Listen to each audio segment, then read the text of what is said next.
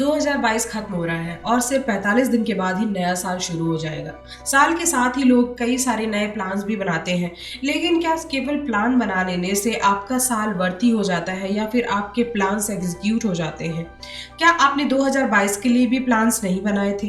कितने ही लोग हर साल को बस यूं ही वेस्ट करते जा रहे हैं कि जब नया साल आएगा तब नई शुरुआत करेंगे, और हर साल को यूं ही बस बेमतलब बर्बाद कर देते हैं। नया साल भी यूं ही पुराना हो जाता है और वो कुछ भी नहीं कर पाते हैं।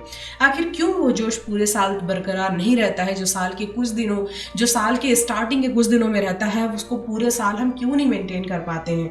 हमेशा याद रखिए कि ज़िंदगी में हमें हमेशा छोटे छोटे चेंजेस करते रहना चाहिए।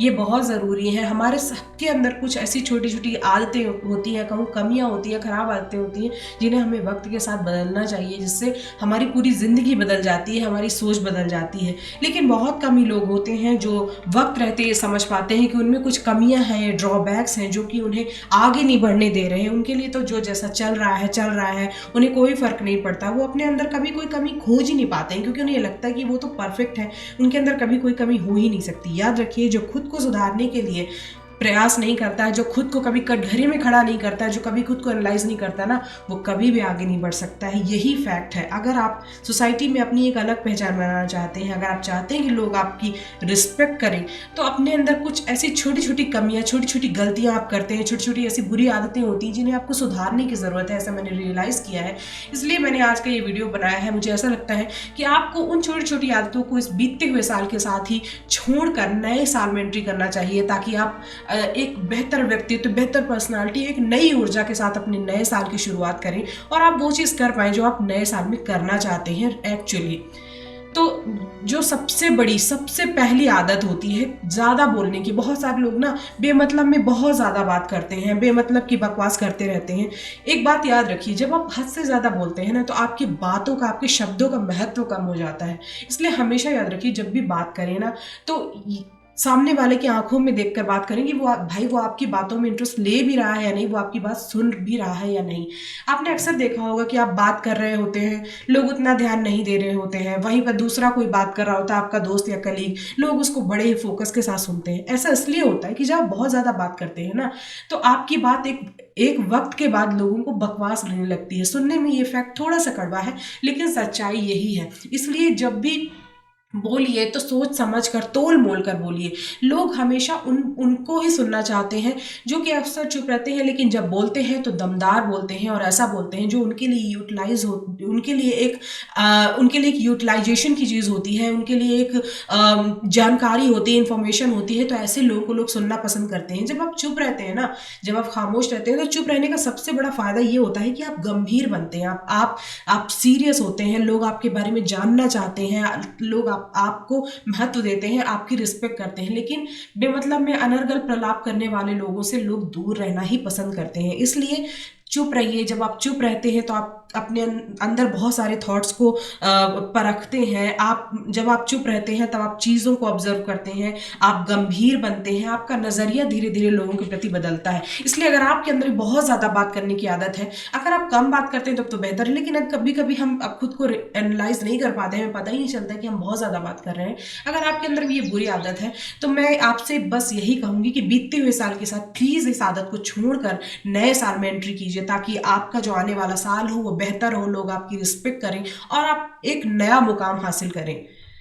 दूसरी चीज़, मैंने अक्सर देखा है कि लोग ना नहीं बोल पाते हैं। देखिए, अगर आपको आगे बढ़ना है ना, तो आपको ना बोलना सीखना होगा। आप कहेंगे कि ना हम कैसे बोलें, किसको बोलें, लोग नाराज़ हो जाएंगे। देखिए, हम यहाँ पर हर किसी को खुश करने के लिए नहीं आए, हम यहाँ पर हर किसी को खुश नहीं कर सकते हैं, यही फैक्ट है। यहाँ पर हर किसी की अपनी लाइफ है, हर किसी के अपने सपने हैं, और उन सपनों को पूरा करने के लिए लिमिटेड टाइम है। और उस टाइम में अगर दूसरे लोग हमें इमोशनली परेशान करेंगे या फिर हमारा यूटिलाइजेशन करेंगे, तो हम अपने सपनों को कब पूरा करेंगे? सोचने वाली बात है। अगर आप अपने सपनों को लेकर सीरियस, अपने कैरियर को लेकर सीरियस, अपने स्टडीज़ को लेकर सीरियस है, या फिर मैं कहती हूँ पर्सनल या प्रोफेशनल लाइफ, कहीं पर भी अगर आपको ऐसा लग रहा है कि यहाँ पर मुझे ना बोलना था, मैंने ना नहीं बोला, तो बिल्कुल आप वहाँ पर गलती कर रहे हैं। आपको जहाँ पर ना बोलना है, आप उस सिचुएशन को एनालाइज कीजिए और वहाँ पर ना बोलना सीखिए। अपनी बाउंड्रीज सेट कीजिए, उस बाउंड्री के इस पार किसी को मत आने दीजिए।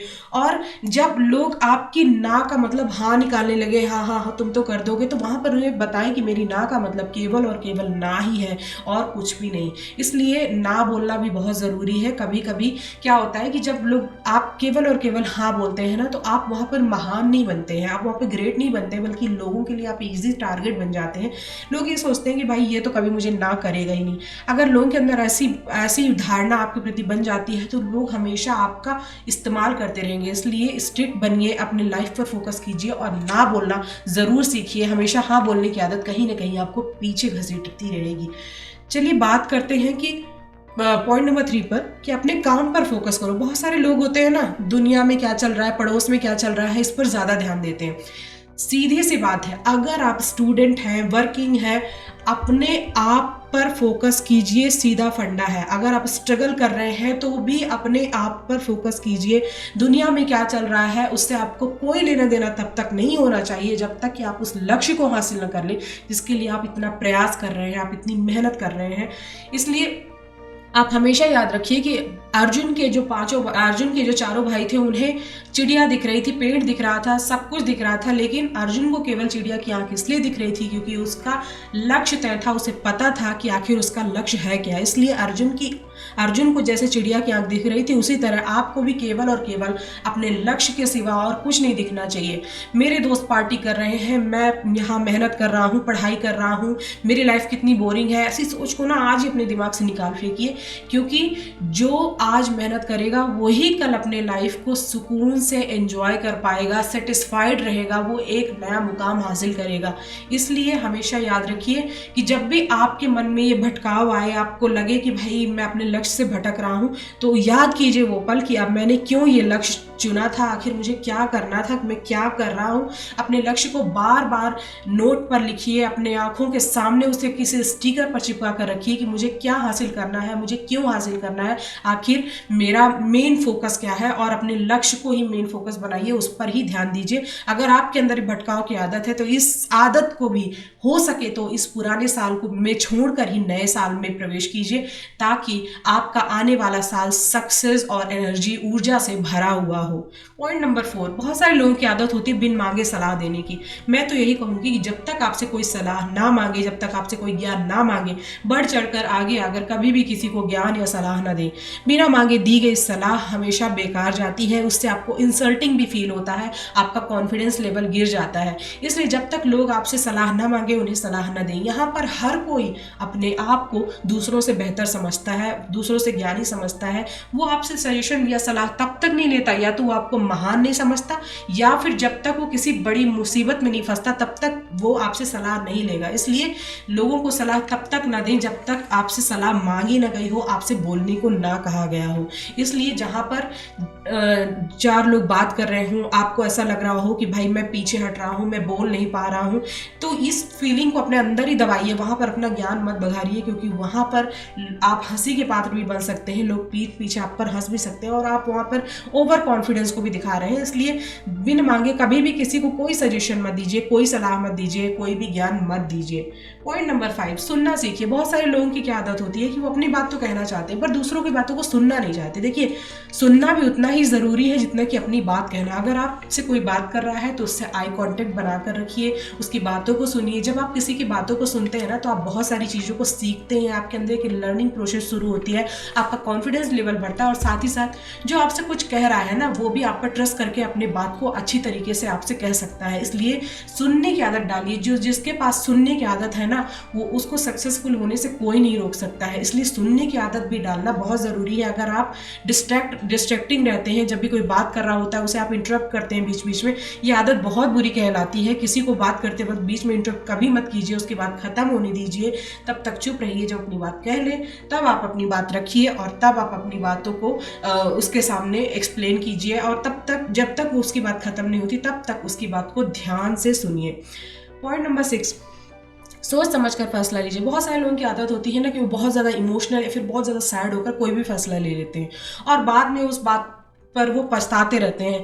इसलिए जब भी कोई फैसला लेना हो ना तो उसके लिए थोड़ा समय दीजिए, थोड़ी देर रुक जाइए, थोड़ा सोच लीजिए, समझ लीजिए कि मैं ये करूँगा तो इसका क्या नतीजा होगा, अगर कुछ बुरा होता है तो क्या मैं उसके लिए मेंटली या फिजिकली या फिर फाइनेंशियली प्रिपेयर्ड हूँ या नहीं। इसलिए हमेशा कोई भी फैसला सोच समझ कर लेना चाहिए। याद रखिए, जो लोग जल्दबाजी में फैसले लेते हैं ना, लोग उन पर बहुत ज़्यादा ट्रस्ट नहीं करते हैं, लोग उन्हें सीरियसली नहीं लेते हैं। इसलिए हमेशा फैसला लेते वक्त सोच समझ कर फैसला लीजिए, अपने आप को समय देकर फैसला लीजिए, जल्दबाजी में कोई भी काम मत कीजिए। पॉइंट नंबर 7, टाइम की कदर करो। बहुत सारे लोगों की क्या आदत होती है ना, उन्हें लगता है कि उनके पास बहुत सारा समय है, मतलब वो कभी भी कोई काम कर सकते हैं, मतलब लेट लतीफ़ होते हैं, वो कभी भी अपना काम समय पर पूरा नहीं करते, आज का काम कल पर टालते रहते हैं।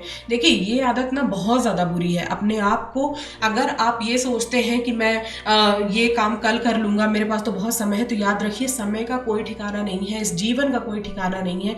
इसलिए समय का सदुपयोग कीजिए।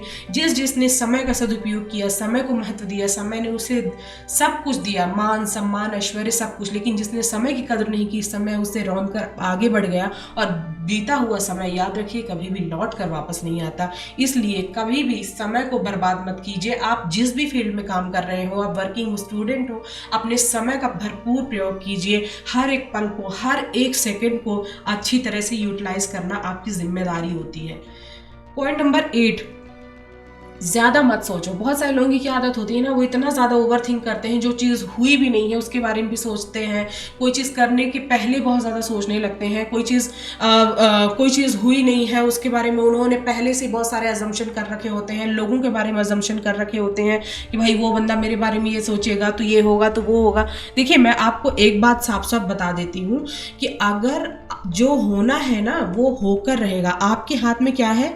आपके हाथ में केवल और केवल ये है कि आप अपना कर्म कर सकते हैं, अपना कर्म करना है आपको, उसके अलावा आप कुछ नहीं कर सकते, आपके हाथ में कुछ भी नहीं है। इसलिए ओवर थिंक करके अपने टाइम को बर्बाद मत कीजिए, अपने दिमाग को खराब मत कीजिए, अपने आप को परेशान मत कीजिए।